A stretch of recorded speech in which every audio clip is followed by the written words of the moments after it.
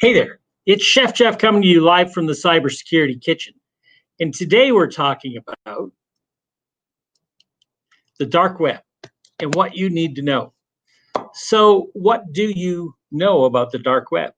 So, the dark web is, well, let's jump into our PowerPoint presentation and then we'll get back to our conversation. All right, so here we go. So, the dark web.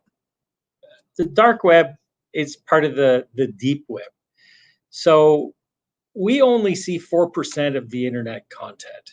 Public websites, Google, Amazon, all of the Wikipedia, stuff like that. Then underneath that, there is the deep web. And below the deep web is the dark web. So on the dark web, 6% of the internet content is encrypted networks that need special software to access them, which includes stolen and illegal information and all kinds of bad stuff. So let's dive into our conversation today.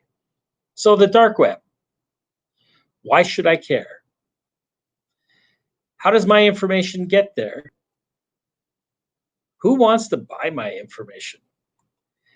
And what can I do if my information is on the dark web? So we're going to cover this in upcoming slides here. So why should I care if my information is, why should I care about the dark web at all, really? So once credentials are on the web, they remain there.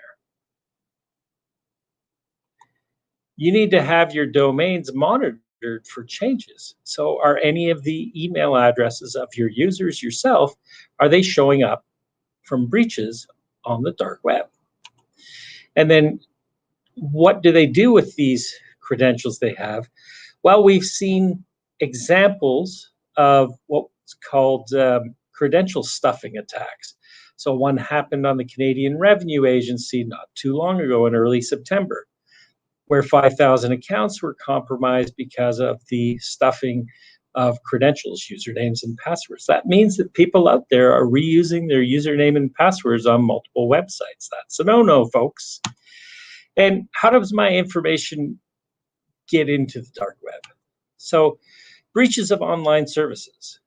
Think back, Yahoo had a breach, LinkedIn had a breach, Equifax had a breach, and the list goes on and on and on. Every time an organization is breached, if you have an account with them, your username and password show up on the dark web. Social engineering credential harvesting. It's like the conversation I had about that Facebook Is This You video, where the reason you clicked on that link is because the message came from a trusted source.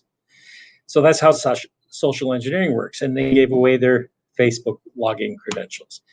Phishing credential harvesting, same idea. There's links in your email. You go ahead and click on them, and you log in to verify your Office 365 account so that you can access that document that a trusted source appears to have sent you.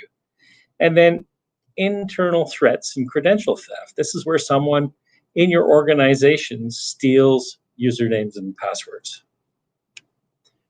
So who would want to pay for my information? Well, what's behind door number one? You would.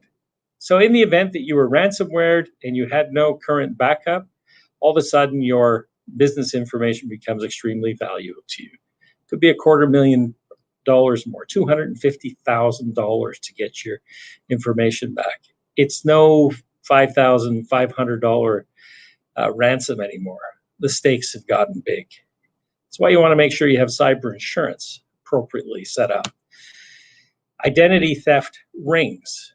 So organizations who buy credentials so that they can use your identity. Competitors. Perhaps there's someone out there who wants your client list, who wants your intellectual property, and your data is worth something to someone. So what do I do when my info is on the dark web? Well, you need to review the information that's discovered and take appropriate action, like changing your passwords on those compromised sites. Use unique and complex passwords. Set up two-factor authentication wherever it's supported so that if your username and password are compromised, at least you have a second layer of authentication and they can't get in to access your personal, private, confidential information.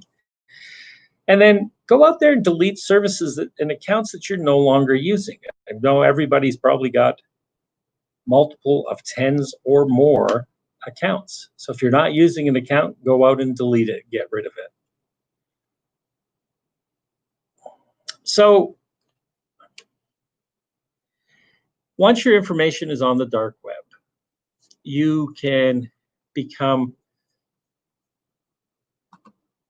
a victim of future hacking attempts. So that's why you want to make certain that you're going and changing your password and setting up two-factor authentication. My name is Jeff Brody, and I'm one of the founding partners of Code Fusion Communications, located here in the Greater Toronto Area, serving companies across the Greater Toronto Area, across Canada and around the globe, helping companies stay safe and secure and productive. Thank you for joining me today, and I look forward to talking to you in upcoming editions of What's Cooking in the Cybersecurity Kitchen with Chef Jeff. Be sure to share this information if you found it useful. Thank you, and have a great day.